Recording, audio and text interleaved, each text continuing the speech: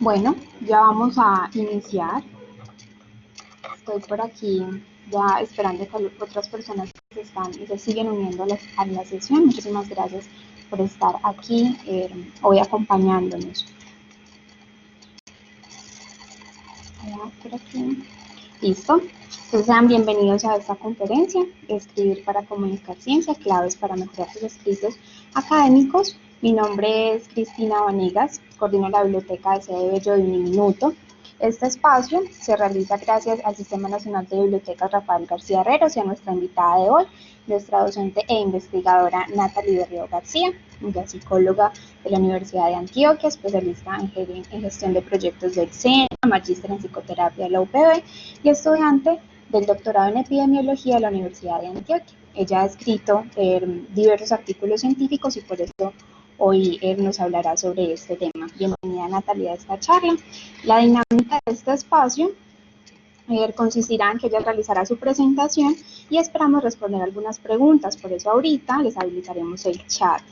Les pedimos por favor mucha paciencia por si hay problemas de conexión y esta sesión está siendo grabada y así como les llegó en un correo electrónico de ingreso, también les llegará a su correo electrónico pues la grabación. ¿Cuándo? Eso será en el transcurso el día de mañana, ¿cierto? Que nos dé chance a que la grabación esté lista y poder enviarles. Recuerden que el Sistema Nacional de Bibliotecas pues apoya estas iniciativas y estaremos atentos a los comentarios. ¿De acuerdo? Entonces, creo que yo les habilitaré por aquí primero como a los participantes para que nos puedan, creo que están ansiosos de comentarnos algunas cosas y ya tú puedas iniciar tranquilamente. Claro que sí, muchas gracias. Por aquí, creo que ya todos pueden publicar. ¿Alguien que lo intente por ahí por el chat? Sí, ya pueden. Ya les veo por ahí. Eso, Hola, muy bien. Daniel. Bueno, ya nos confirmó que funciona el chat. Ajá. Bueno, Listo, entonces, perfecto. muy buenas tardes. Espero que todos se encuentren muy bien en la tarde de hoy. En primer lugar, agradecerle a Cristina, la coordinadora de la biblioteca, por la invitación y a ustedes pues por tan buena asistencia, porque pues tomamos la decisión de iniciar, pero siguen llegando y llegando más personas y según pues lo que cuenta Cristina, hubo muchos inscritos y pues para nosotros es un placer pues tenerlos acá y poder compartir esta información con ustedes. Bueno, entonces, como les dijo Cristina, yo soy docente investigadora, trabajo en Uniminuto, estoy adscrita al grupo de investigación de clínica psicológica, también estoy adscrita a otros grupos de investigación en otras universidades y mi experiencia principalmente ha sido en investigación, entonces la idea hoy es compartirles algo de esa experiencia para que podamos mejorar esos textos escritos y poderlos diligenciar de la mejor manera, sea para publicar o sea para entregar en el ámbito académico, ¿sí? En ese sentido, la conferencia no se llama escribir para publicar específicamente, porque no nos vamos a enfocar en un tipo específico de publicación, sino más en el asunto que tiene que ver con la redacción de estos textos en relación con la comunicación. Entonces, vamos a iniciar. La idea es que podamos tener pues, como las preguntas al final, porque pues no puedo estar como haciendo las dos cosas al tiempo, trataré pues como de observar el chat, pero si no lo alcanzo a mirar, entonces no hay problema. Al final pues vamos a tener un espacio para que podamos conversar al respecto. Entonces, les planteo el siguiente derrotero. El contenido que vamos a trabajar hoy hace referencia a los tipos de textos científicos. Vamos a mirar por qué es importante publicar o por qué es importante escribir para comunicar en ciencia. Y les dividí el proceso, qué es lo que hacemos antes de escribir, qué es lo que hacemos durante el proceso de escritura, qué es lo que vamos a hacer después, qué pasa después y algunos recursos que les recopilé para que podamos seguir aprendiendo esto. Entonces iniciamos. Pues la experiencia que tengo es esta. Profe, es que es la primera vez que escribo una cosa de estas y yo no tengo idea cómo hacerlo. Me lo dicen mucho en trabajos académicos regulares de la universidad, me lo dicen mucho con los trabajos de grado, con los informes de prácticas y finalmente cuando quieren convertir algún texto artículo para postular a la lista, yo no sé cómo hacerlo, me están pidiendo que haga un trabajo de grado, yo nunca he hecho eso, nunca lo he escrito, y mira que a mi profe durante toda la carrera me ha ido muy bien con lo que he escrito y ahora me estás diciendo que no, que tengo que escribir de otra manera. Entonces, ¿cómo hacemos? Corramos en círculos, hagámonos bolitas. Entonces, ¿qué es lo que pasa? Realmente esa sensación de sentir que no somos muy competentes con la escritura científica, con la escritura académica, la hemos sentido todos, inclusive los que llevamos trabajando en investigación muchísimos años y ya tenemos artículos publicados. Para que baje un poco esa ansiedad, les traje sabías que no puede faltar en toda conferencia, ¿sí? Nuestro sabías que a qué hace referencia. Miren lo que les estoy entrando acá, el 90% de los investigadores cree que la redacción es parte integral de su labor de ser investigadores. Pero realmente de todos los que investigamos y publicamos, menos del 5% de los investigadores ha recibido una formación específica para saber cómo se redacta en ciencia. ¿Eso qué quiere decir? Que las mismas dificultades que ustedes tienen en la vida cotidiana para redactar sus trabajos de la universidad, sus trabajos de grado, sus proyectos de práctica y cualquier artículo, así sea para una revista de divulgación, la hemos tenido todos los investigadores. De hecho, la mayoría de nosotros, la experiencia que ha tenido es por las lecturas que hemos hecho de otros artículos. Entonces, ¿qué es lo que se suele hacer? Se descargan artículos usualmente de las revistas en las que vamos a publicar y allí nos fijamos cómo está redactado el artículo y tratamos como de copiar ese estilo para que la revista no nos lo vaya a devolver, ¿sí? Eso pasa porque usualmente, como les contaba, la gente no se forma en escritura científica. Permítanme prender el ventilador que ya está haciendo calor. Bueno, entonces también adicionalmente de todos los investigadores, solo el 10% le gusta escribir y lo disfruta como parte de esa labor de ser científico, pero el otro 90% piensa como que, bueno, este es el mal necesario, ya hice un proyecto de investigación, entonces ahora voy a tener que hacer una publicación, una ponencia, etcétera, para comunicar esos resultados, o yo ya hice este pregrado y ahora me toca hacer este trabajo de grado para poderme graduar, ¿sí? Entonces, en ese sentido, es que les recomiendo que se baje un poco la ansiedad cuando se trata de escribir literatura científica, porque a todos nos ha pasado esa sensación de baja tolerancia a la frustración porque no logramos redactar el artículo o el texto de la mejor manera al inicio. Entonces, ¿qué hay que tener en cuenta aquí? Que el objetivo de la investigación científica no es solo el de hacer investigación per se, ¿cierto? Sino que también para que un proceso de investigación científica esté finalizado hay que divulgar los resultados de investigación. Es como cuando a los profes nos dicen, profe, es que yo sí consulté, es que yo sí busqué, pero tiene la casa, ¿cierto? O no lo traje. Entonces realmente es por los resultados publicados que uno sabe que sí se hizo el proceso de investigación. Entonces, a los científicos, a los estudiantes de pre y posgrado, se les conoce por lo que publican o por los textos que escriben, ¿cierto? Si no, ya nos pasaría como el programa famoso que ven las amas de casa, y este porque es que es famoso.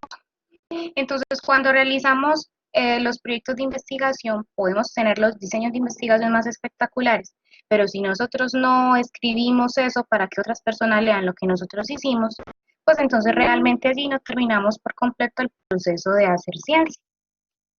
Entonces, hacer ciencia no es solo hacer experimentación, hacer ensayos clínicos, otro tipo de diseños, sino también escribir ciencia, ¿cierto? Entonces, divulgar los resultados y cuando nosotros estamos mal o enviamos o postulamos un documento y se demora muchísimo para que lo publiquen o nunca nos lo publican, entonces realmente no estamos haciendo un trabajo concienzudo en investigación.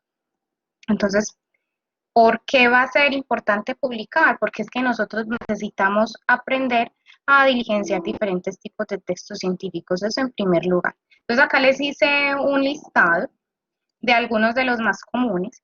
¿Cuáles son los tipos de textos científicos? Vamos a tener la posibilidad de desarrollar trabajos académicos en pregrados y posgrados.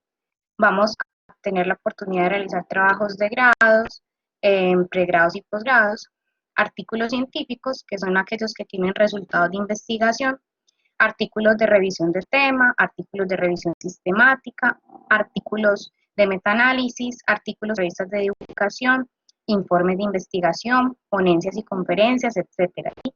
Acá menciono algunos de los más comunes, pero realmente en Colombia nosotros tenemos un modelo de medición de Colciencias, ahora MinCiencias, que establece cantidad de productos académicos y para cada producto académico hay ciertas directrices para poder redactarlo mejor. Acabé de leer que no se me está escuchando. Se te escucha Mm, bien, profe. Creo que es algunas personas que tienen dificultades. bueno, de pronto entonces no es mi internet, sino el de allá.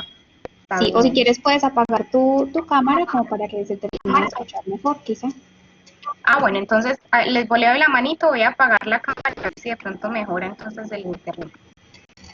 Bueno, entonces les estaba contando que hay múltiples tipos de productos y dentro de esos tipos de productos hay un modelo que es el modelo de medición de conciencias, ahora MinCiencias, y allí hay cantidad de opciones para poder escribir y para poder publicar en ciencia. Y cada uno de ellos tiene su modalidad de escritura, su modalidad de redacción.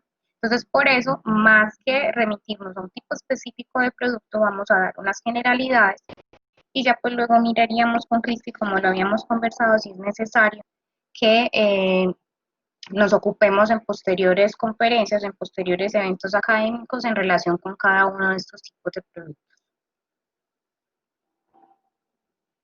Entonces, con esto que les he relatado, la experiencia más tortuosa que yo he visto para mis estudiantes ha sido el trabajo de grado. Y pues he hecho ya 3 trabajos de grado, estoy haciendo mi tesis doctoral y la expresión que utilizan usualmente es que esto es que es una tortura escribir, entonces por eso les coloco acá el meme clásico de tesis 1, tesis 2, tesis final, ahora sí me voy a graduar, en fin. Mm, Y la idea es que podamos tener como ciertas bases para poder redactar mejor y que no nos sea tan complicado, pueda llegar a un proceso exitoso de escritura.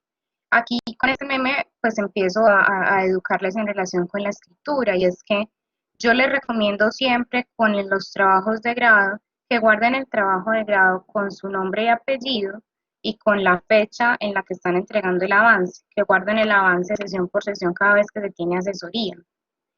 Unos me dicen que se escucha bien y otros me dicen que se escucha entrecortado. Yo lo que creo es que es la recepción del internet allá porque ya desconecté mi internet, el celular y ya No te apagué la preocupes, cámara. profe, que se escucha bien. O sea, es como por momenticos. Pero puedes continuar, Ay, tranquila. Si hay algo así no. súper horrible, yo te hablaré por aquí.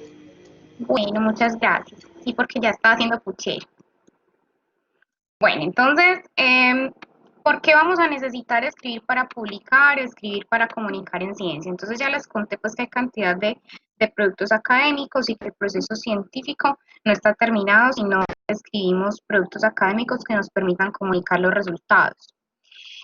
Otro aspecto es que se hace una carrera académica en la ciencia, entonces como yo les contaba, pues ya lleva muchísimos años en grupos de investigación y a los autores se les empieza a conocer o a reconocer por sus publicaciones. Entonces empezamos inclusive a recibir en nuestros correos solicitudes de colaboración para proyectos de investigación, empezamos a recibir solicitudes de consulta en calidad de experto, para validación de instrumentos, por ejemplo. Empezamos a recibir también información relacionada con los temas en los que estamos trabajando, en fin. Entonces al investigador se le empieza a reconocer como un experto en ese tema y va haciendo una carrera académica. El segundo aspecto es que hay muchísimas ocasiones en las que un investigador, por ejemplo, cuando está en comisión de estudios porque está haciendo su doctorado y en ese momento no está dedicado a la docencia, mientras está buscando un nuevo trabajo o mientras lo contratan de otra universidad, tiene que mostrar que de todas maneras siguió siendo productivo a pesar de que no estaba vinculado a una institución formalmente.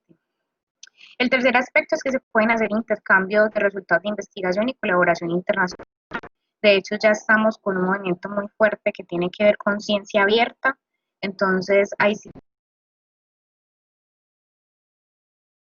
investigadores, colocamos ahí nuestras bases de datos, pues, lógicamente previa autorización por consentimiento informado de los participantes, para que otros investigadores puedan realizar también investigación con esos datos a partir de las bases de datos, porque uno no alcanza a analizar actualmente todos los datos en una base de datos, puede que otro investigador tenga otro interés diferente, entonces desde allí pueda tomar la información.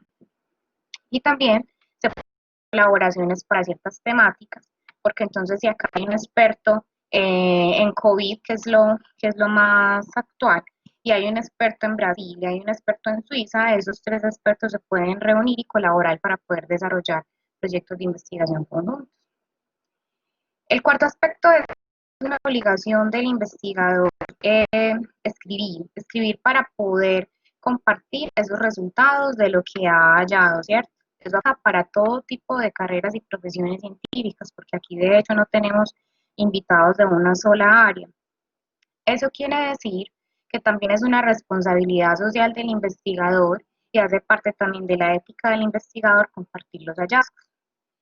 Si no fuera así, entonces no podría tampoco haber avance en la ciencia, porque entonces necesitamos que haya la posibilidad de que otras personas revisen nuestros resultados para seguir avanzando en la línea de investigación y que la línea de investigación permita nuevos hallazgos para el contexto teórico, dependiendo como de la ciencia en cada uno está escrito. En último término, entonces, la piedra angular de la ciencia es que las investigaciones originales deben publicarse también para verificar reproducibilidad. De hecho, se puede publicar, por ejemplo, protocolos. Uno puede publicar el protocolo de su diseño de investigación, el protocolo de su revisión sistemática, el protocolo de su metaanálisis, etcétera. Entonces, yo puedo publicar esos protocolos y ya tengo una publicación. Y también luego puedo publicar los artículos que se derivan del proyecto de investigación. ¿Por qué es importante la reproducibilidad? Porque inclusive ya hay muchísimas noticias, tal vez lo hayan observado, de investigadores que se han visto en problemas legales porque se tienen que retractar por resultados de investigación que ellos publican en revistas indexadas muy grandes. ¿Qué es lo que pasa con eso? Hay un asunto ético allí, entonces yo necesito publicar mi protocolo de investigación de una manera clara para que un investigador que no sea colombiano, por ejemplo, sino que está en Hawái, pueda en Hawái reproducir la investigación tal cual yo la hice. Eso también hace parte del movimiento de ciencia transparente. Entonces, la transparencia en ciencia también tiene que ver con que se pueda reproducir. Y si yo no publico resultados de investigación, si yo no escribo lo que voy encontrando, entonces, ¿cómo se va a sumar al corpus teórico lo que yo encontré, cierto? Entonces, para que pueda aumentar el conocimiento científico, tenemos que decirle a las personas qué fue lo que encontramos. Lo hablábamos con mis padres esta semana. Miren, Darwin cuánto tiempo guardó el libro de la evolución de las especies, lo publicó porque ya había otro investigador que estaba haciendo una investigación paralela y se le iba a adelantar, ¿sí?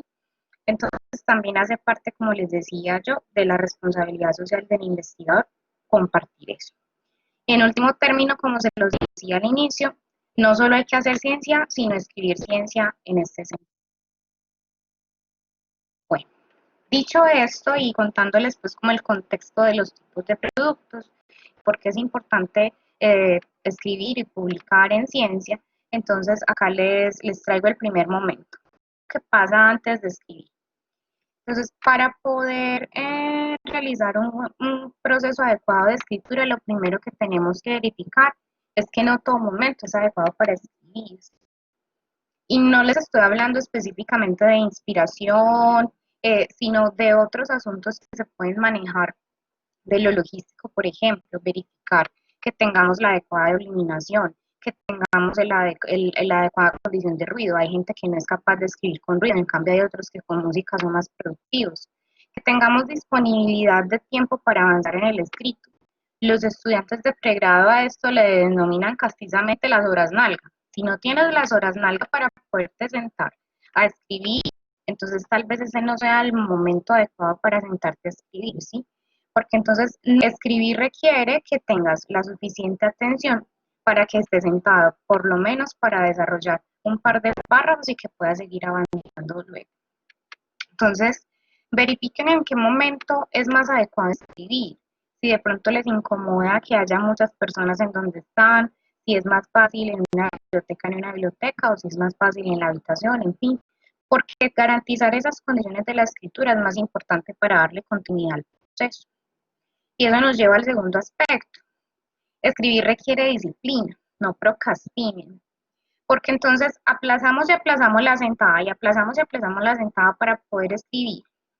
Y entonces lo que hacemos es, empezamos a escribir cuando ya está la fecha límite. Ya tengo que entregar mi trabajo académico para el otro día, tengo que entregar mi trabajo de grado en 2 semanas, que es la fecha, mi proyecto de prácticas, porque ya lo tengo que entregar, ya se va a acabar la convocatoria de la revista en la que quiero publicar y tengo que escribir a la carrera. Entonces, es mejor no procrastinar y planear cómo se va a realizar la escritura, ¿sí?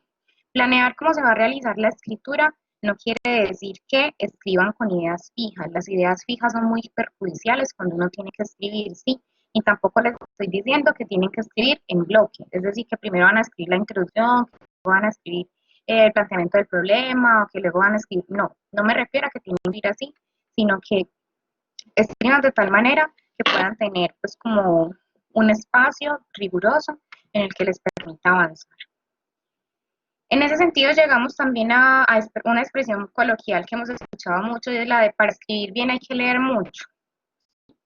Entonces, no solo pensaría yo que para escribir bien hay que leer mucho, sino que también para escribir bien hay que leer bien. Hay que leer mucho porque pasan dos asuntos. Uno, cuando va a escribir, entre más lee, aprende a redactar mejor, porque aprende cómo están redactadas las oraciones, aprende de gramática, aprende de ortografía, etc. Y en el trabajo académico específicamente es importante leer mucho, porque la revisión de la literatura es transversal a los proyectos de investigación, a todos. La revisión de la literatura es importante en todos los pasos de un proyecto de investigación y no solo en la partecita de revisión de la literatura, cuando estoy desarrollando un marco teórico, ¿sí? Entonces, esa revisión de la literatura me va a alimentar todas las partes del proceso, desde la selección a un problema de investigación, todo lo que tiene que ver con la identificación de hipótesis y también voy a volver a esas fuentes bibliográficas cuando yo ya vaya a discutir resultados de mi investigación.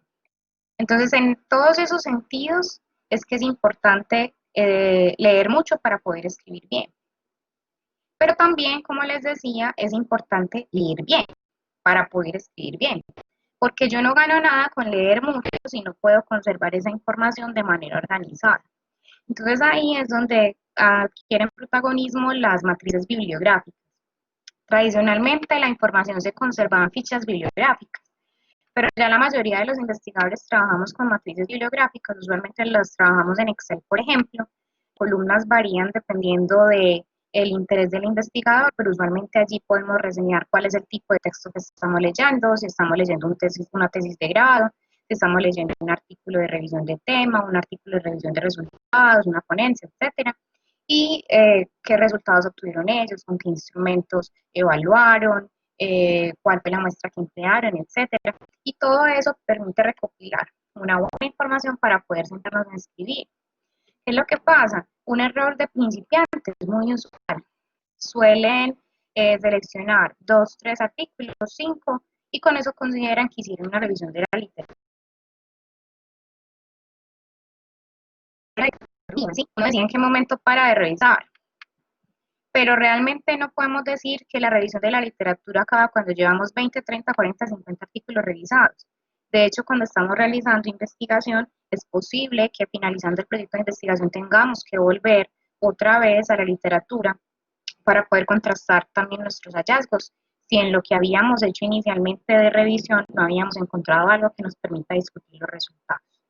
Entonces, mi recomendación es construyan una matriz bibliográfica con las columnas que ustedes consideren que son las más adecuadas, porque también la matriz bibliográfica va a variar en función del producto escritural que ustedes quieren, para que puedan conservar esa información bien organizada. Antes de escribir también es importante verificar con cuál norma es la que debemos redactar el texto. La norma existe para que nos podamos entender mejor en ciencia, ¿sí?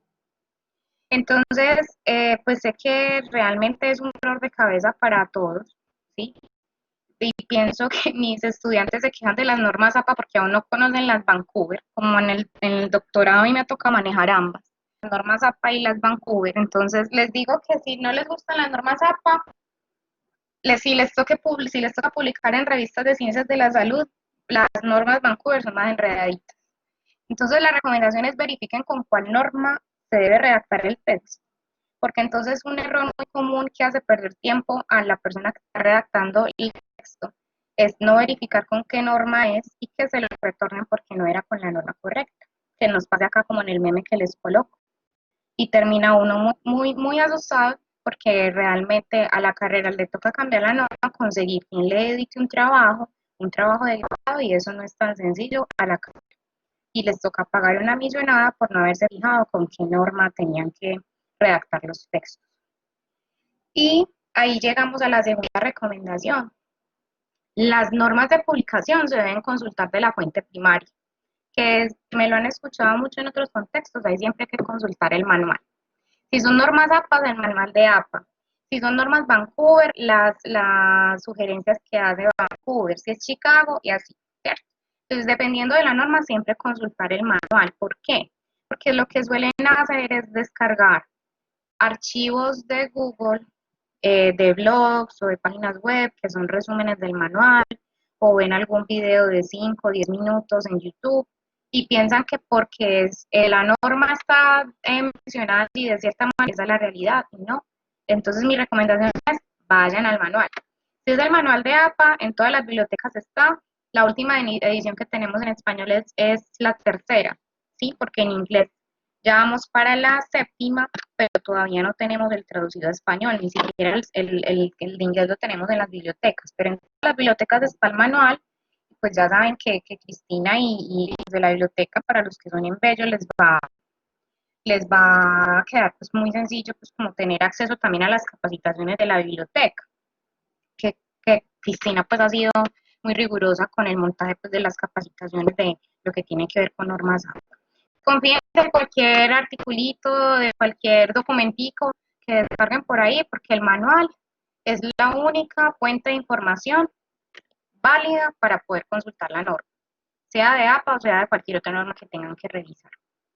Y allí llegamos a otro punto crucial, y es que yo les sugiero que empleen gestores bibliográficos o que empleen aplicaciones para citar y para referenciar. ¿Por qué? Porque ustedes tienen que aprender a manejar la norma. No hay otra opción. Para manejarla hay que usar el manual. Pero a veces hay proyectos de investigación que tienen demasiadas referencias. Entonces les pongo un ejemplo. En un trabajo académico del pregrado, uno puede usar 10 a 20 referencias para todo el trabajo. Y en trabajos de grado de pregrado, supongamos que ustedes tengan entre 50 a 60 referencias, máximo unas 70 o 80. Pero solo en el primer año del doctorado yo ya tenía en mi tesis doctoral más de 200 referencias. Entonces, hacer más de 200 referencias a mano no es muy práctico, ¿sí? Entonces, para poder hacer pequeños trabajos, las referencias se pueden hacer a mano, y aprender a manejar la norma es importante, porque ningún gestor bibliográfico es tan perfecto que la haga del todo bien. Siempre hay que uno estar vigilante para que no haya errores en la citación y la referenciación. Respecto a cuál es el mejor gestor bibliográfico, esa pregunta no tiene respuesta. ¿Por qué? Porque cada investigador tiene el que le gusta, ¿sí? Entonces ustedes entren y mírenlos, también pidan la capacitación en la biblioteca para saber cuál les va mejor, y escojan ese y con ese se apoyan. Les voy a contar de los que yo he manejado. Yo he manejado Zotero, lo uso para mi tesis doctoral, me lo recomendaron cuando empecé el doctorado, me ha ido bien con él y es gratuito. Pero como soy investigadora en Uniminuto también estuve en una capacitación de la biblioteca y nos enseñaron a usar RedWords. RedWords me pareció también muy intuitivo, es muy fácil de usar. Pero hay muchísimos gestores bibliográficos, hay algunos pagos y otros no. Entonces mi recomendación es escojan uno que les guste y que puedan utilizar para sus trabajos académicos. Zotero tiene la ventaja de que tiene versión online, tiene versión para el computador, y también tiene algo que se llama, por ejemplo, Zotero VIP. Entonces uno, si va consultando en internet, puede ir buscando allí la cita y la referencia online, y él se la hace. Lo otro es que casi todos esos gestores bibliográficos tienen plugins para que se los adicionen al navegador que ustedes usen. Y eso implica que cuando vayan consultando bases de datos o páginas web, puedan ir agregando eso que van consultando a sus carpetas del gestor bibliográfico y desde allí administrar los documentos. Lo otro es que pues la mayoría de ustedes son muy jóvenes y les gusta mucho lo que tiene que ver con el empleo de aplicaciones. Yo he hecho el ensayo con varias aplicaciones en el celular, porque en las asesorías de trabajo de grado y en las investigaciones requiero también pues, como compartir eh, herramientas importantes a mis estudiantes. De todas las aplicaciones que se llaman estilo APA que instalan en el celular, la que me ha funcionado es la que se llama estilo APA de Catalol, entonces, es de este proveedor de Catalol. Entonces, esa sería una opción para que puedan pues como tener el apoyo. Pero como les repito, el manual es lo más importante, aprender a manejar la norma y ya lo otro es para manejar las referencias, sobre todo cuando son muchísimas en el proyecto de investigación, en el proyecto de escritura que tengamos. Y allí llegamos entonces a otro punto crucial, y es que otra queja muy común es, profe, es que llevo en inglés. Es que yo no sé, es que acá tenemos 3 cursos obligatorios en esta universidad, o 6, o lo que sea, y yo los he pasado de panzazo, me he ido como los perros de misa. Entonces, lo que dicen, lo que suelen decir cuando están haciendo una revisión de la literatura es, no encontré, o solo encontré eso. Y esa no es una opción para alguien que esté tratando de redactar un texto. Mi nivel de inglés en este momento es B1, tengo que salir del doctorado con B2, es decir, yo no soy bilingüe, pero aún así tengo que leer en inglés todos los días. Entonces mi recomendación es empleen traductores online. Las herramientas están muy sofisticadas ya. Les recomiendo Google Traductor, entonces por eso les puse ahí, sí, les estoy recomendando Google Traductor. La aplicación del computador te permite subir documentos en el mismo orden que están las columnas en tu artículo, así mismo te lo pone para que lo puedas leer ordenado. Y la aplicación de Google Traductor del celular inclusive te permite tomar fotos, escanear lo que estés leyendo y te traduce en ese momento, en un instante, lo que estás leyendo y así se pueden leer los artículos en otro idioma. Entonces no hay excusa, ¿sí?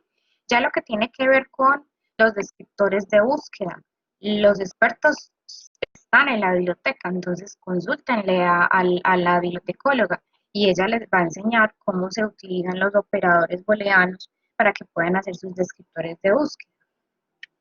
Bien, entonces en relación con el orden también llegamos al punto de cómo guardamos toda esa información, porque otro problema cuando se está escribiendo es, llega un momento en que no tiene tanta información que es súper desorganizada.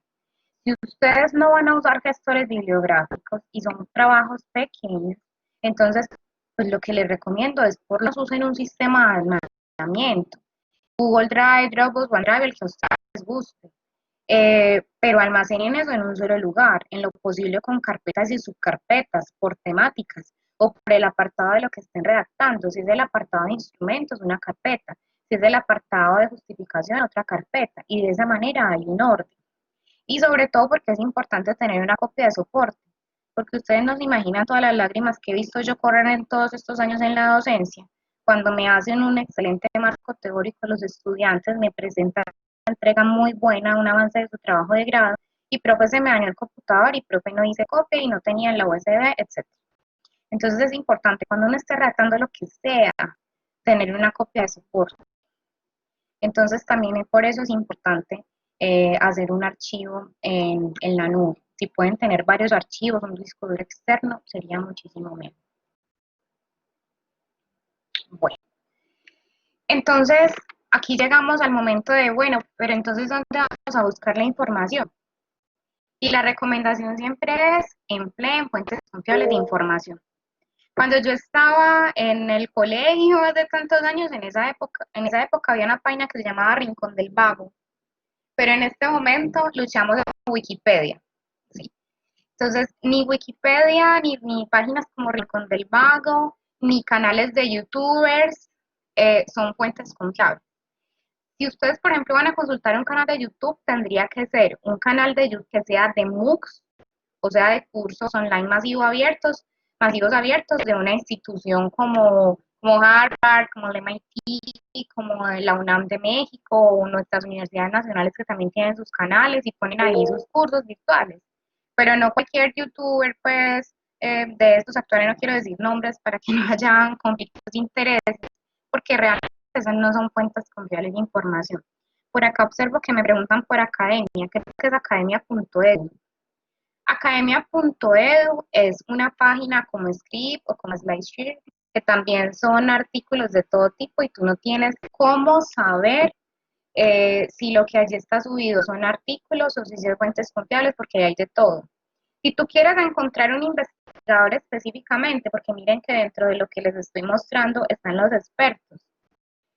A mí me escriben hasta por Facebook, pero realmente hay redes sociales de investigadores. No es que no, la manera más ideal más idónea para encontrar un investigador no es por Facebook, es encontrarlos por ResearchGate. Lo voy a escribir en el chat.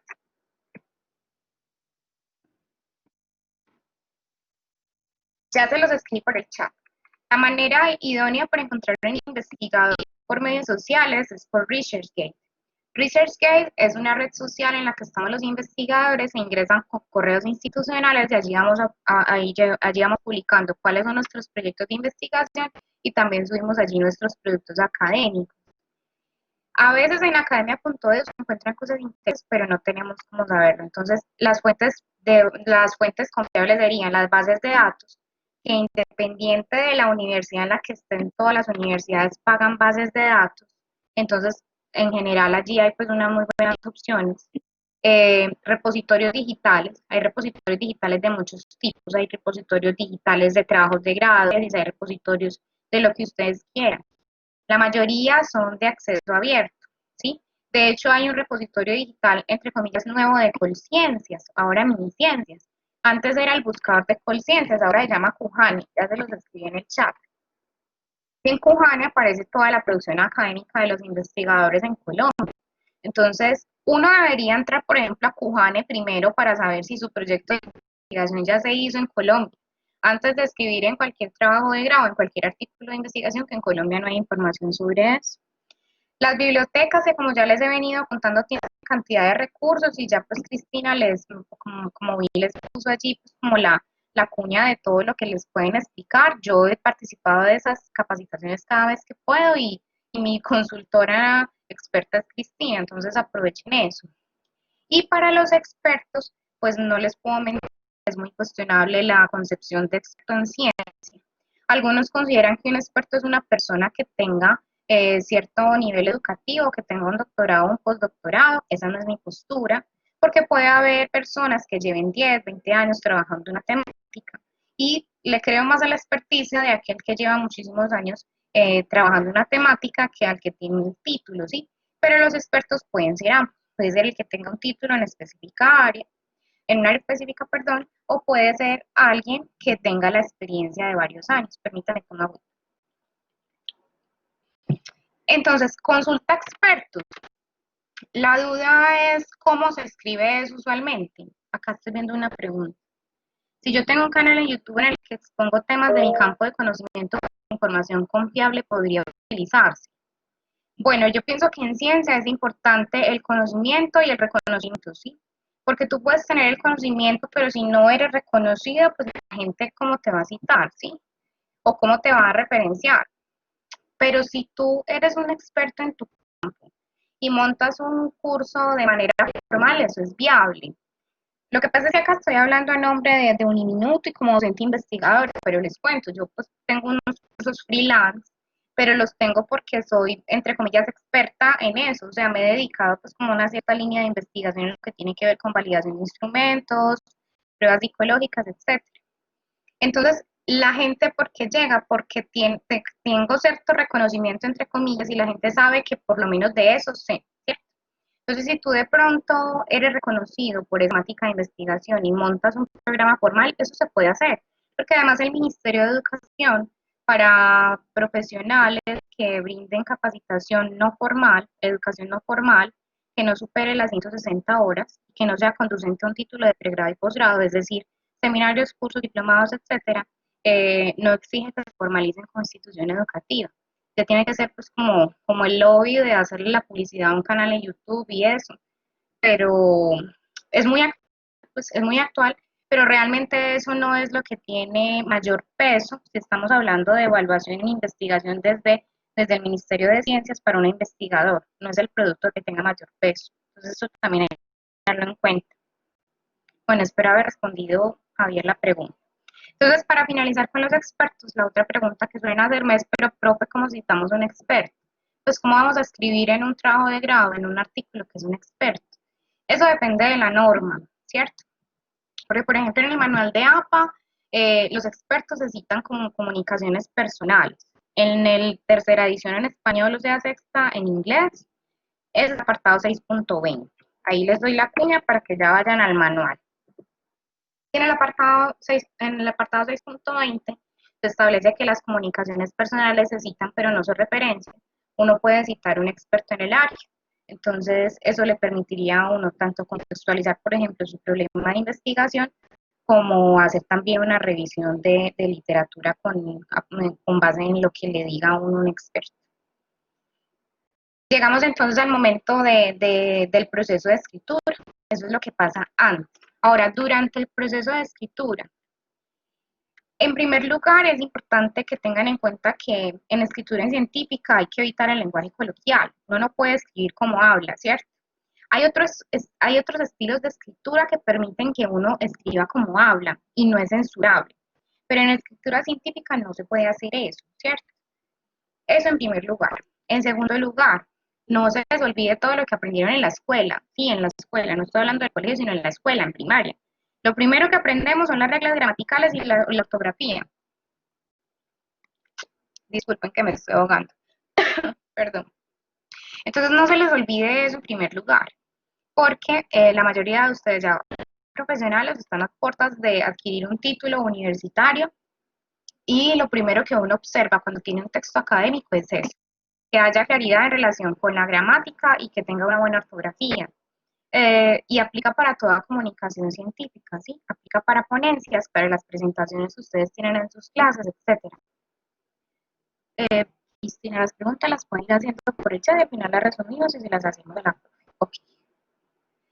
Bueno, entonces no se les olvide pues como la importancia de la gramática y la ortografía. Entonces si escriben con faltas de ortografía, como en el capítulo de los Simpsons, hay tabla, independiente de si sea una presentación en sus ejercicios de clase. El siguiente aspecto tiene que ver con la cohesión y la coherencia. No es suficiente que una estructura gramatical esté correcta y que tengamos buena ortografía. Discúlpenme que voy a toser.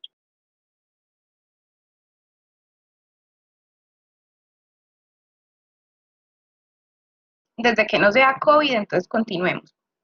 Bueno, entonces también es importante la cohesión y la coherencia. La cohesión, ¿cómo se maneja? La cohesión se maneja sobre todo con los conectores discursivos. Usen conectores. En todos los libros de escritura hay listados de conectores discursivos. Si no tienen un libro de escritura, si no, de pronto no tienen un libro de escritura, no van a acceder a los libros que las bibliotecas tienen en los repositorios de las bibliotecas, los digitales. También los listados de conectores se pueden consultar por internet. Y usen los conectores de manera adecuada en la parte del texto que corresponde.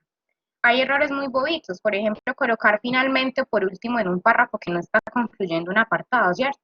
Esos conectores de conclusión son para los últimos párrafos. O el otro error es no usar sinónimos, entonces usan conectores, pero para todo es además, además, además. Entonces hay además, también, adicionalmente, etcétera. Un error también muy común en los textos es fulanito dice que, peranito dice que, dice, plantea, sostiene, argumenta, asevera, sostiene, en fin. Hay muchísimas maneras de decir un autor cómo está planteando sus argumentos. La coherencia, ¿cómo se puede lograr? La coherencia se puede lograr desde la estructura gramatical. Desde que hay buena ortografía, allí estamos contribuyendo a la coherencia. Y la cohesión y la coherencia van juntas, ¿cierto? La coherencia también se tiene que evaluar en relación con la plausibilidad teórica que tenga lo que yo estoy escribiendo, ¿cierto?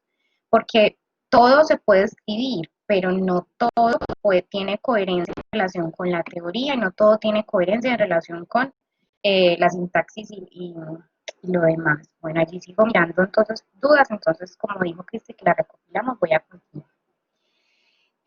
Otro aspecto es que la escritura científica tiene un estilo que es preciso, claro y conciso. Tiene que ser preciso y conciso porque no es una escritura que facilite que uno se vaya por las ramas. De hecho, cuando se van a enviar artículos a las revistas, nos miden por palabras. Tenemos unas palabras para los resúmenes, tenemos unas palabras para el contenido, en fin, o por cuartillas o por número de páginas. Entonces tiene que ser algo usualmente muy corto, pero muy sustancioso. No se puede ir por las ramas y no podemos hablar de cantidad de cosas tangenciales que no tengan que ver con lo que nosotros estamos tratando de redactar. Y allí llegamos al asunto también crucial de la escritura científica, que es el redactar en tercera persona.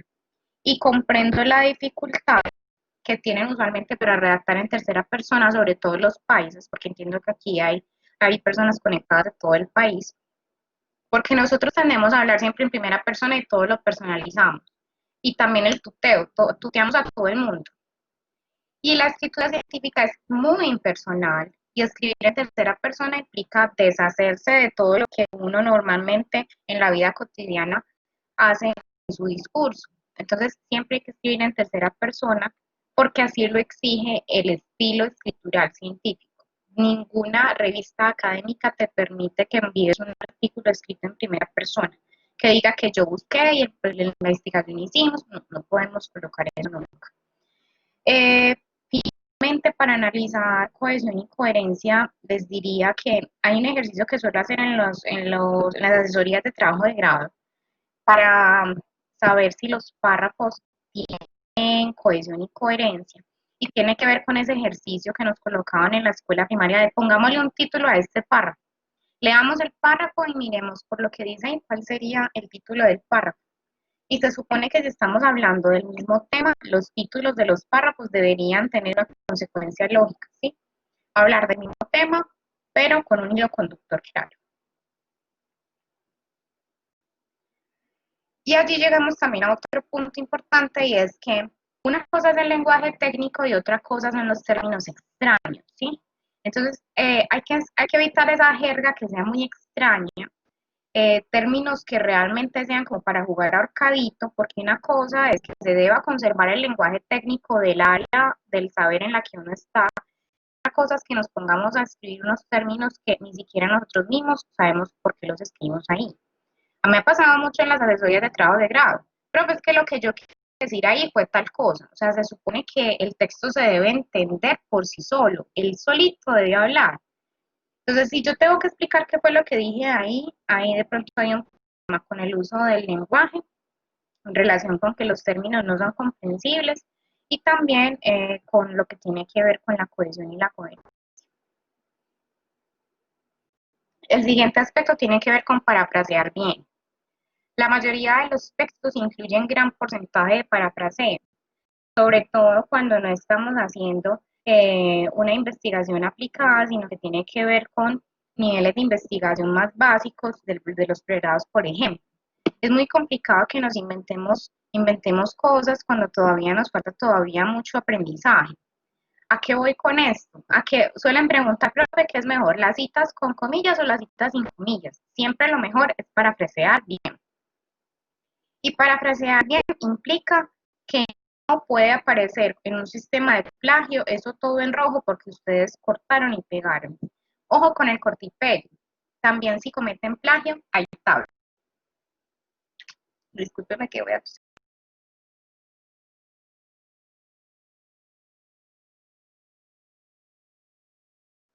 Perdón, ahora sí sospecho de COVID. Bueno, entonces, la sugerencia también es, cuando vayan a entregar un texto, sea en el pregrado, o sea para publicar, pásenlo por un sistema de plagio.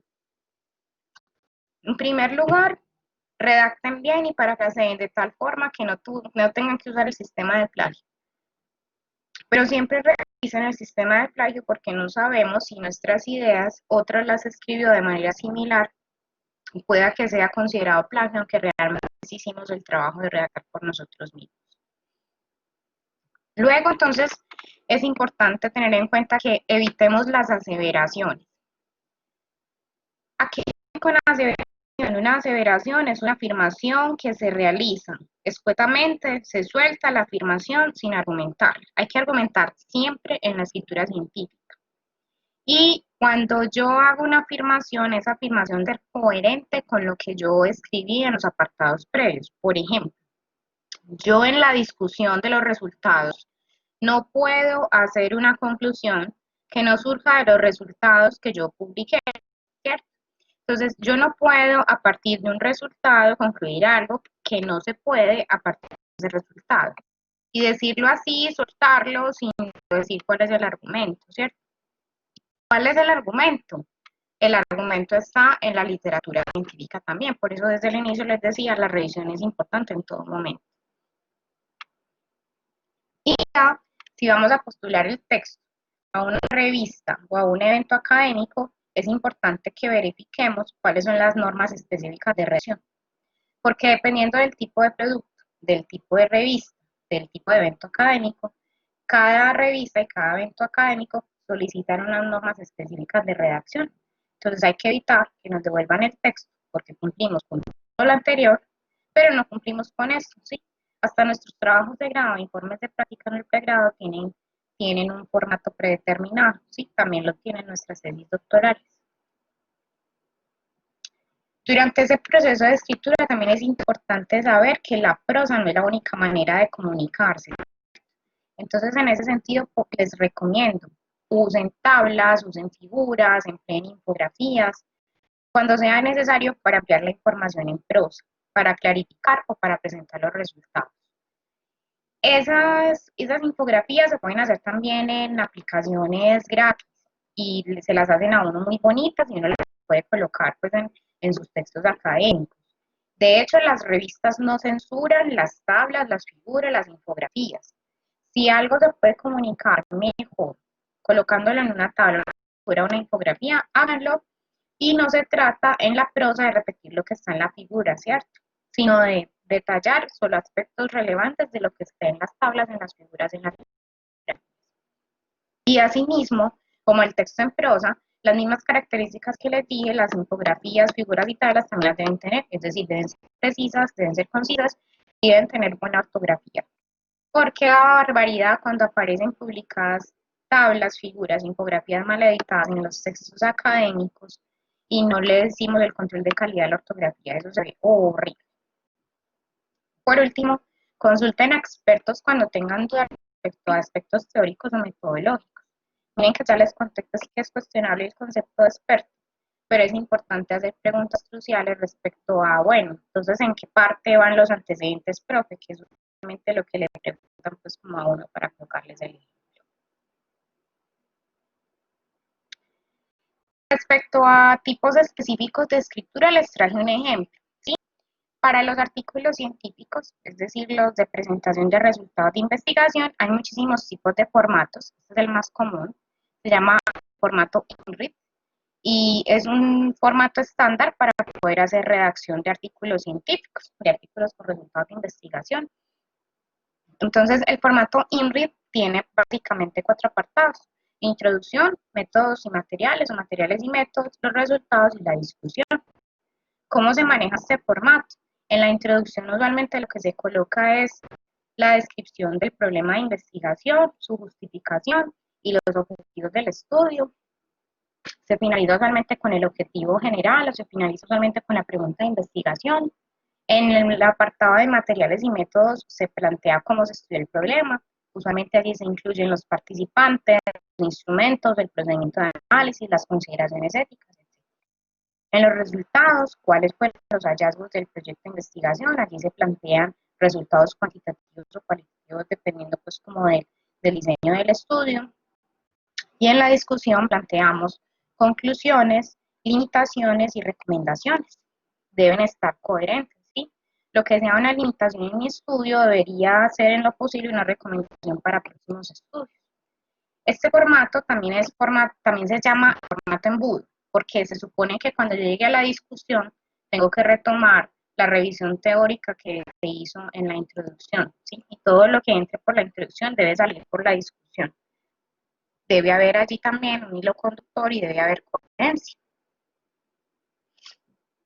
Después de escribir, revisen cuidadosamente y revisen varias veces, porque uno tal vez no lo ve la primera vez, pero la segunda vez que revisa ve tal vez alguna dificultad. A ver si tenemos dificultades gramaticales, teóricas, metodológicas o estilísticas. Y prepárense para recibir comentarios, ¿sí? ¿Cuál es mi recomendación? Acá les recomiendo que hagan tres cosas. En primer lugar, elijan a alguien que sea muy exigente con la gramática y con la ortografía, para que le muestren el texto y les haga correcciones respecto a la estructura de las oraciones y respecto a la redacción en lo que tiene que ver con el lenguaje técnico, ¿sí? Ese es el primer recomendado. El segundo recomendado, elijan un experto en estadística para que opine sobre el análisis de datos y la presentación de tablas, sobre todo cuando ustedes tienen información estadística, ¿sí? Porque realmente las tablas se construyen también dependiendo del estilo del investigador, de la persona que está redactando. ¿Y eso qué quiere decir? Que otra persona puede considerar que ese estilo sea engorroso y no lo comprenda bien. Y eso lo tiene que comprender una persona, aunque no sea un experto, y allí va el tercer recomendado. Elijan a una persona que en lo posible no sea de su área temática, en lo posible que no tenga idea respecto a la investigación ni nada de eso y entreguenle el texto para que lo comente. Yo como lo hago con mis papás, ¿sí? Ellos no tienen formación de pregrado, en nada, ellos no saben eso. Entonces yo les entrego mis textos y les digo que me digan que entendieron. Si ellos me dicen lo que yo quería escribir, muy bien. Entonces ya con eso le hice la prueba al texto. Ahora, podemos tener diferentes escenarios. Si es un trabajo académico o un trabajo de grado, es importante cuando ya terminamos de escribir el escrito, verificar con el docente o con el director de tesis cumplimiento de requisitos institucionales para hacer las entregas oficiales. Es decir, verificar cómo son las rúbricas, es decir, cómo se va a evaluar ese escrito, cuáles son los procedimientos, etc. Si se entrega en la biblioteca o no, si se entrega solo al profesor, cómo es que se debe hacer para entregar el texto. Si se va a postular el texto a un evento académico o a una revista, entonces ya lo que hay que hacer es verificar el cronograma de la convocatoria para ese evento académico o para la revista y tener contacto permanente con los autores o con los comités científicos de los eventos.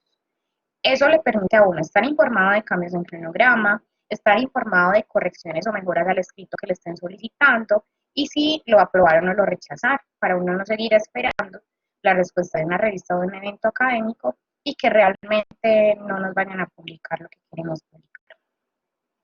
Por último, no se desanimen, entre más escriban, mejor van a hacerlo y conviertan a escribir en un hábito, ¿sí? Para que no se desanimen, lo que hice acá fue recolectarles algunos recursos para que puedan seguir estudiando.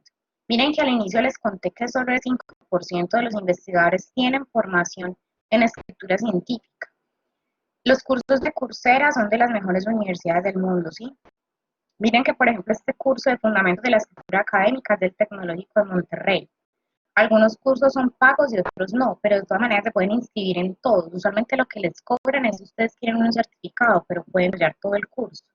Este está en Coursera, por ejemplo. Esta revisión la hice esta semana, entonces son cursos vigentes. Esto está en EDX.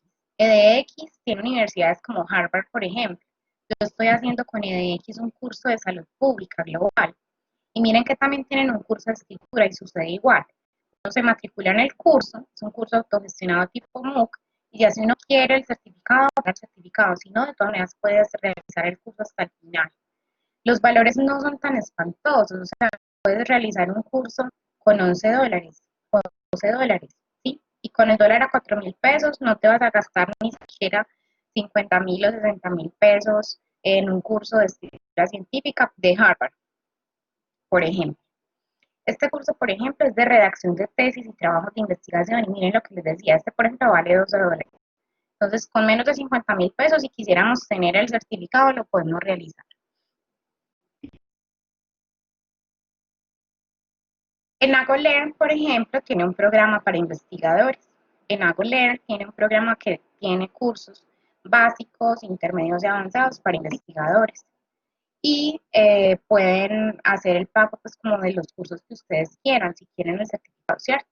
Yo, por ejemplo, hice el de escribir un trabajo de investigación de manera efectiva y también hice el de enviar un artículo científico a una revista.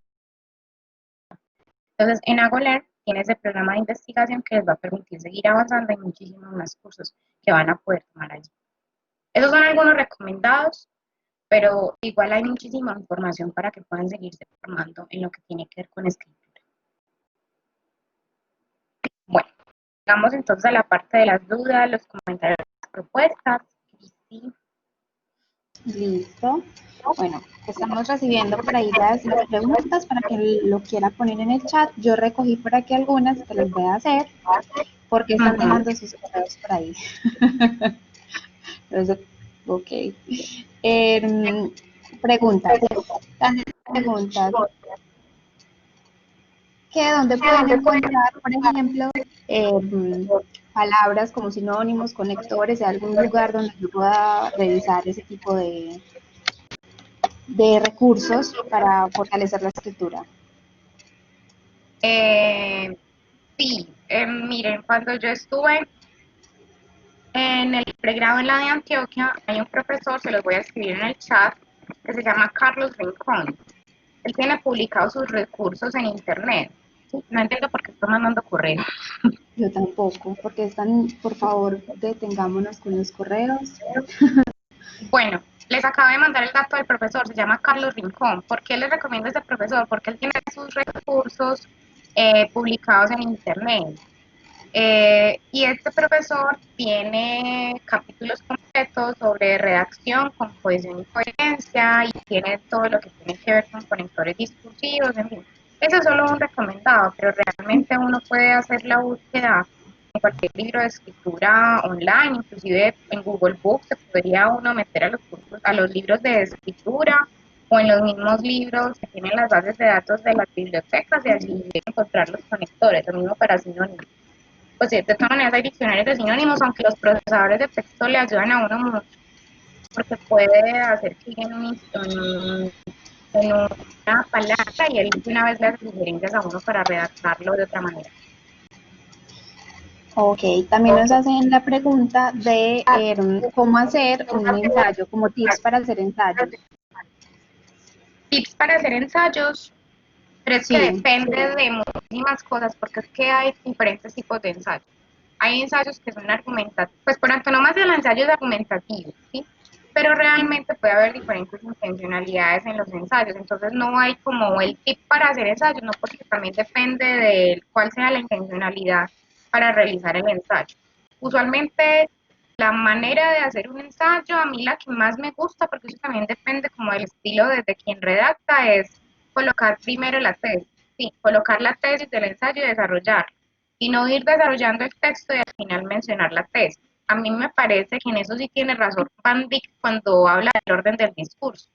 Van Dyck en el orden del discurso siempre sostiene que lo más importante se dice primero, y lo primero es la tesis. Entonces, en ese sentido, yo diría primero la tesis y luego desarrollaría los argumentos. Ok. También nos preguntan que cómo hacer un parafraseo óptimo. Buen parafraseo. Bueno, realmente un parafraseo óptimo no es fácil, porque se tiene que conservar la idea principal del texto, pero sin tener unos términos reconocibles, de modo que un sistema de plagio pueda identificar esos términos de dónde se obtuvo la información. Y eso sí, parafrasear no implica que no se va a citar, ¿sí? Porque la gente piensa que al parafrasear no hay que citar, y siempre hay que citar aunque estemos parafraseando. Entonces, lo primero sería conservar la idea principal del texto y decirlo con otros términos que conserven el lenguaje técnico, pero que no sea reconocible como el primer texto, como el texto original. Listo. También nos preguntan sobre estructuras de monografías, pero supongo que se refiere como a la construcción de esos trabajos de grado y cada facultad creo que tiene una estructura, ¿no, profe? Sí, eso en primer lugar, porque cada facultad y cada universidad, y lo otro es, no siempre hay claridad respecto a lo que es una monografía. Cada institución universitaria lo entiende de una manera diferente. Hay instituciones que entienden monografía como un texto más tipo estabelar, más cualitativo en relación con la recolección de la información, y hay otros que entienden monografía como un trabajo de grado independiente del diseño de investigación. Pero sí el formato varía dependiendo pues como de lo que solicite la institución para la que se va a entregar el documento. De acuerdo, gracias. También nos dicen por aquí que qué piensas de escribir con, supongo yo que la Real Academia Española, lo que dice la RAE. ¿Qué? No entiendo. Que qué piensas de escribir según lo que dice la RAE. Pues a ver, allí hay mucha tela por cortar. Yo pienso que siempre debe haber una norma para poder redactar bien, porque si no, no nos entendemos. Para poder redactar y para poder hablar, ¿sí? Tampoco pienso, como lo sostiene la RAE, que debe incluirse en el diccionario del español todo lo que se dice en la calle, ¿sí? Por eso es que en este momento nuestro diccionario tiene parse y tiene todas las cosas que se hablan en el vulgo. Y también me parece que tenemos que conservar pues, como cierta rigurosidad al momento de hablar y de escribir, no excluyendo pues que debe haber ciertas normas para entender. Ya con lo que está en boga, que es lo del enfoque de género, pues cada cual tiene su postura, pero realmente yo como mujer nunca me he sentido excluida cuando hablan del género humano, pues siento que en humano también estoy yo, por ejemplo. Entonces ya lo que tiene que ver con el enfoque de género y esos asuntos específicos me parece muy loco. Pero, por Okay. ejemplo, les contaba a mis estudiantes esta semana que ya inclusive la RAE reguló cómo se debe decir. ¿Se dice el COVID o se dice la COVID? Y se dice, cuando es el coronavirus, se dice el coronavirus, pero cuando es COVID, como es enfermedad infecciosa, debe ser la COVID, por ejemplo. Y eso tiene que ver con gramática básica. Entonces, en ese sentido, diría yo, bueno, es importante esa regulación. También nos hacen la pregunta del uso de gerundios en la escritura. Ay, bueno, realmente no sé si están preguntando si es adecuado o no es adecuado. Yo les recomendaría que no lo use, porque este también gerundio es una forma de hablar coloquial. En la escritura científica no se usa el gerundio y usualmente se escribe en la introducción, por ejemplo, se escribe en futuro, sobre lo que se va a hacer, pero en los siguientes apartados se escribe en pasado, por ejemplo, en los resultados, qué fue lo que se hizo. Entonces esos tiempos verbales exigen que no se utilice el gerundio, porque es que realmente el gerundio es para una acción en curso y ya se hizo o se va a hacer, pero realmente acciones en curso no hay. De acuerdo. También nos preguntan qué recomendaciones das para mejorar la escritura y la ortografía. Bueno, pienso yo que el primer asunto es leer, pero no solo leer mucho, sino leer lo que a uno le gusta. Porque pues cuando uno está en la etapa colegial, pues le toca leer lo que le manden a leer. Pero en este momento que ya uno puede elegir qué leer, yo confieso que abandono lecturas. Abandono lecturas de libros, de artículos, etcétera, porque no entiendo, porque pienso que están mal redactados o no me motivo. Entonces, primero leer mucho, pero leer lo que a uno le gusta. En segundo lugar, hacer muchos ejercicios de escribir, ¿sí? Hacer ejercicios de escribir desde los básicos, desde los que hacía uno en primaria y en bachillerato, de cuál es el término que mejor va en el huequito donde está en la frase. Todos esos ejercicios ayudan a que uno escriba mejor. Y en última instancia, el tercer aspecto sería compartir lo que se escribió, porque yo no gano nada con mejorar mi redacción, con mejorar mi ortografía, si no tengo un garante externo que me permita saber que mejoré mi redacción y que mejoré mi corrección. Listo. También nos preguntan que tienes una recomendación para desarrollar un artículo de revisión como opción de grado, pues de manera exitosa. ¿De revisión de tema o de revisión temática? No lo aclara. Bueno, hay muchos tipos de revisiones, pues las más comunes son revisión de tema y revisión sistemática. La revisión de tema es una revisión que es menos rigurosa que la revisión sistemática porque en ella intencionalmente yo decido cuáles autores incluir, cuáles artículos, cuáles libros, etcétera. Pero en la revisión sistemática no, porque yo tengo que hacer un flujograma de la revisión sistemática en el que paso por paso se va evidenciando con mis descriptores de búsqueda y mis bases de datos de consulta cuáles fueron los artículos que incluí, cuáles fui excluyendo y por qué, ¿cierto? Allí sí se definen los criterios de inclusión y de exclusión en la escritura. ¿Eso qué implicaría? Para quienes estén desarrollando sus trabajos de grado, que a muchísimos les va a tocar cambiar su proyecto de investigación para el próximo semestre si no van a poder hacer su trabajo de campo. Una revisión de tema implicaría desarrollar su trabajo de grado en marco teórico y convertir eso en un texto completo que presente resultados y discusión. Pero para una revisión sistemática se implicaría que se presente todo ese flujograma y que por lo menos haya una revisión por 2 o 3 expertos que deben leer todos los artículos, ¿sí? Porque a eso luego se le tiene que hacer un control de calidad. Ese control de calidad se hace con diferentes instrumentos que ya están construidos para evaluar literatura científica. Entonces hay instrumentos para evaluar revisiones, hay instrumentos para evaluar ensayos clínicos, hay instrumentos para evaluar estudios observacionales, etc. Y esos instrumentos varían dependiendo de la institución que los publique. Entonces puede haber guías CASPE de lectura crítica, puede estar la declaración Prisma, puede estar la declaración de Stroke, etcétera, el manual de Cochrane para revisiones sistemáticas, etcétera. Entonces, ese proceso sí es más largo, pero básicamente eso es como a grandes rasgos, porque eso sí sería como para otros eventos académicos cada uno. También nos preguntan qué se requiere para publicar una revista y qué revistas recomienda para publicar artículos.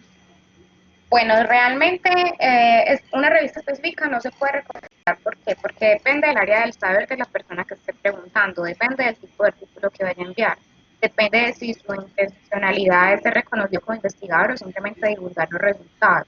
Hay revistas para divulgar información, que son revistas con artículos de divulgación, y esas son las que reciben más fácil, sobre todo si los artículos son diseñados por personas de pregrado. Pero también hay artículos que son revistas que son las que se denominan indexadas para el modelo de medición de mi ciencia, que ellas ya varían en categoría dependiendo de ese modelo. ¿Qué pensaría yo? Que si van a pegar el evento donde voy a publicar por primera vez, manden a una revista de divulgación, pero lo importante es que los lean, ¿sí? Que los conozcan, y ya luego de eso manden a una revista indexada. Las revistas indexadas tienen una clasificación criolla, como les digo aquí colombiana, pero también hay clasificaciones internacionales, entonces depende de en qué revista quieran presentar. Lo otro es que las revistas definen en qué idioma reciben los artículos.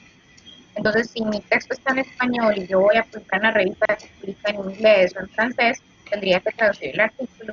Y usualmente ellos me piden el resumen en diferentes idiomas. Entonces, esto también lo tengo que tener en cuenta. En relación con cuáles son las revistas en que es más fácil publicar, esa pregunta, por ejemplo, que es la que es consecuencia de en qué revista se podría, eso no se puede responder de manera tajante. ¿Por qué? Porque las revistas tienen sus comités editoriales definen cuáles van a ser los criterios que van a tener en cuenta para evaluar los artículos que llegan allá. Mi recomendación en ese sentido es elija la revista. Para poder elegir la revista, entonces acá les voy a escribir en el chat, se van a la base de datos de PubLibre, de mi ciencia, y buscan las revistas que estén en su área del saber, y desde allí ya los enlaces a las revistas, a las páginas web de las revistas para que vayan a publicar, si es colombiana.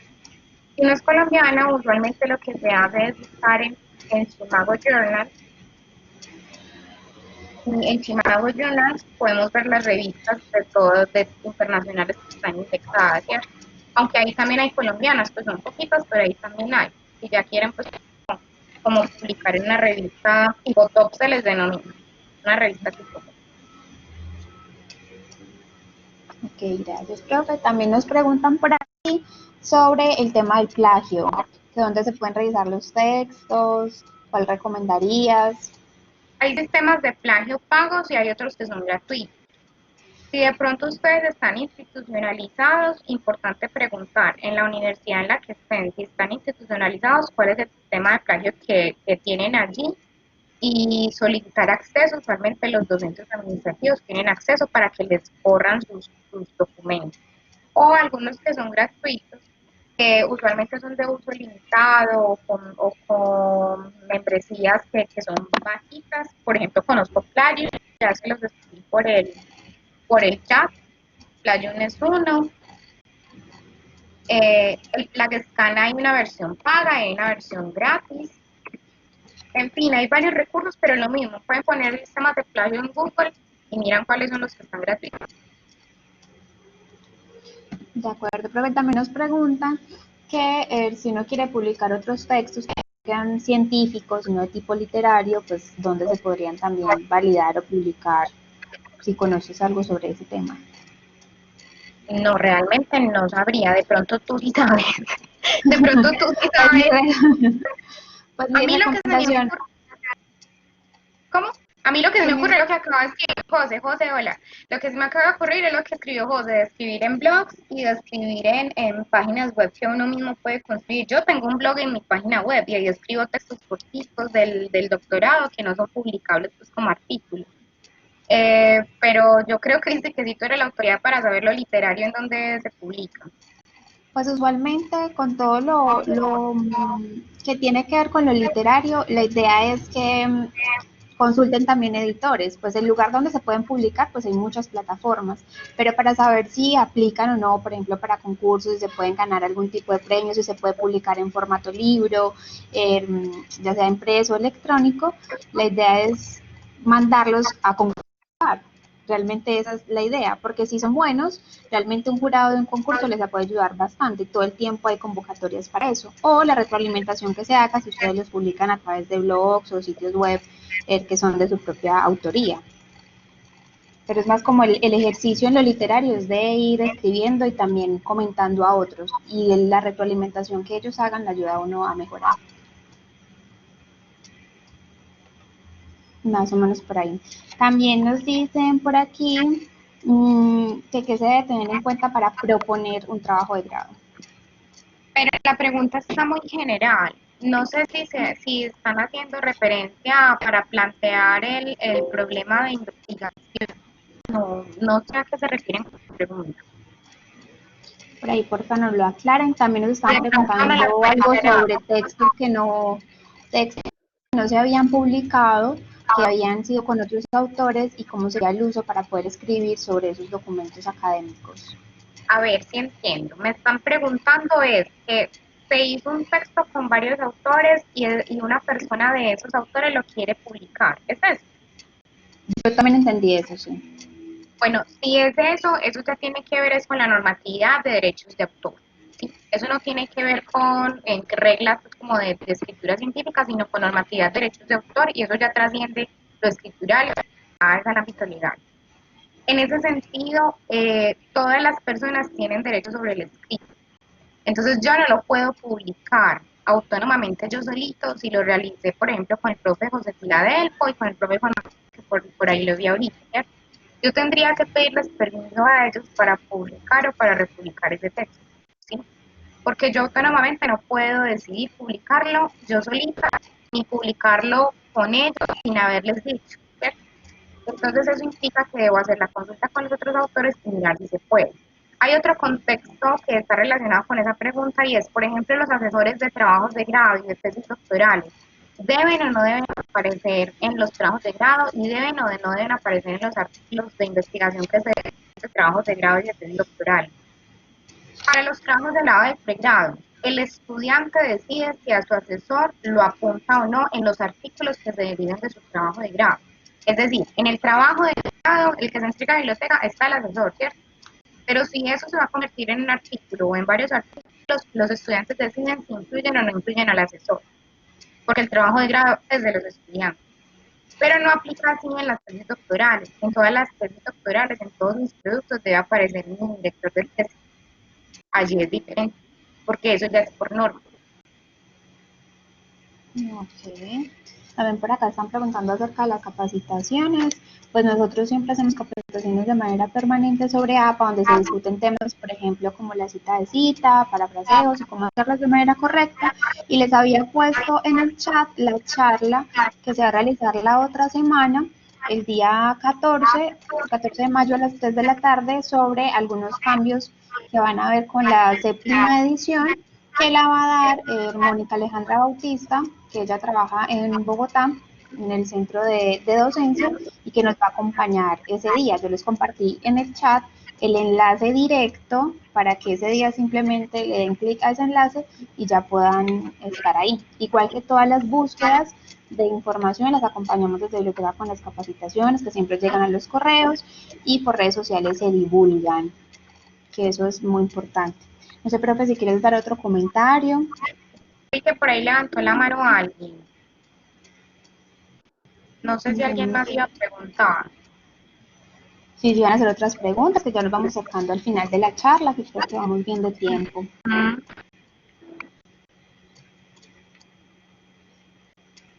¿Quién sería que levantó la mano? Ah, bueno, ¿qué textos recomiendan para mejorar la redacción y la comprensión? Uh-huh. Bueno, a mí me gustan los de Álvaro Suárez se llama, si todavía está el profe Juan María para que me ayude a recordar el nombre del autor. Creo que ya salió de la charla. Yo creo que el profe ya salió. Creo que se llama Álvaro Suárez, no recuerdo bien el nombre del autor. Es una serie de textos de escritura que son de la editorial Universidad de Antioquia.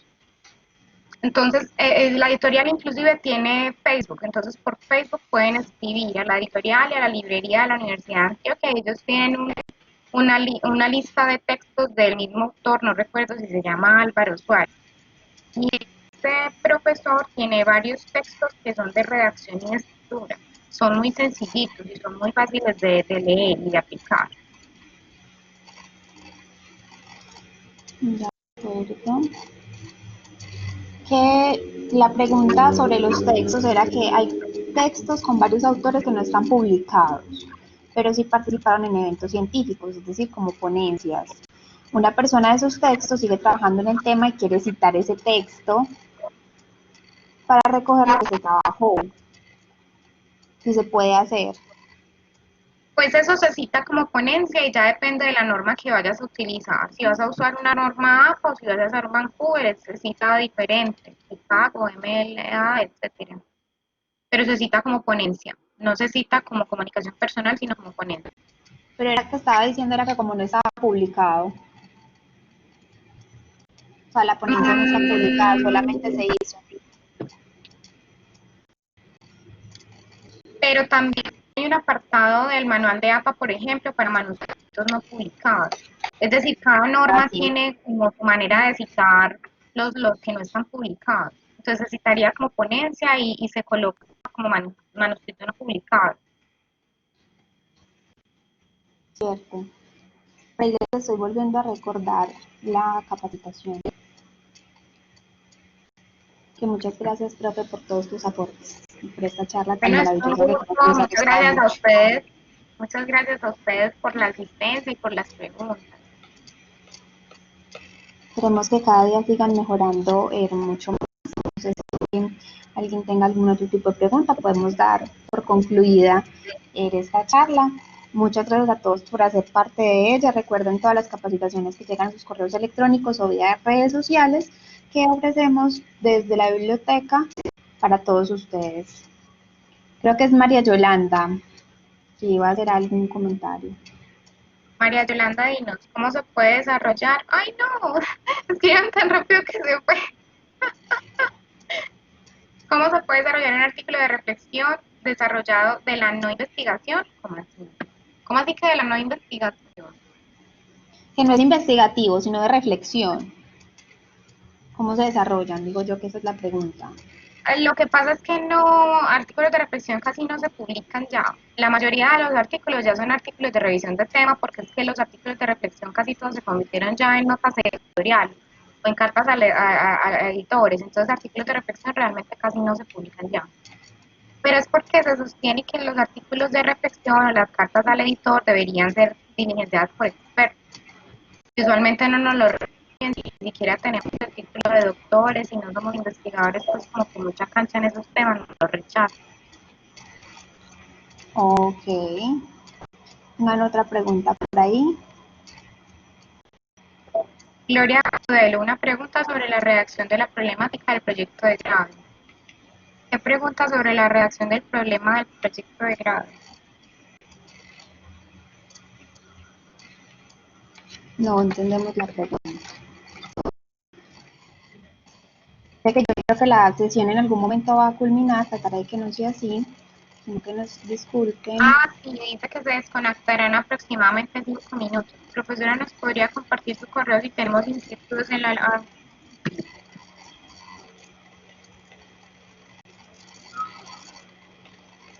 Por ahí. les paso el correo en inicio.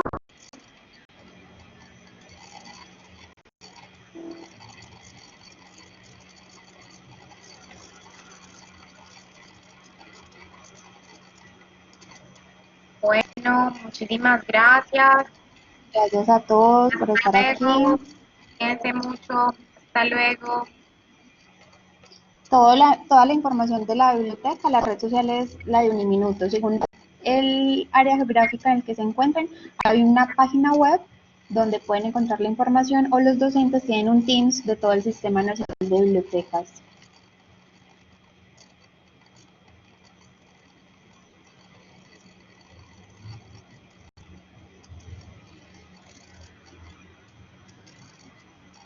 Muchas gracias a ustedes por estar aquí. Creo que tendremos que hacer otra sesión para todas las preguntas y abordar otros temas. Nos Y encantará. yo creo que toca hacer es como un conversatorio. Sí, donde podamos hablar sobre esas cosas que nos inquietan tanto en el mundo académico. No estaría mal hacer un conversatorio con cafecito y todo. El café es muy importante. El refrigerio lo pone en la biblioteca. Nos invitamos a todos un café virtual. Ay, sí, bueno, me voy a desconectar ahora sí a tomar el algo. Listo, muchísimas gracias a todos los que están todavía por ahí. Todo Chao. eso se comparte, no se preocupen.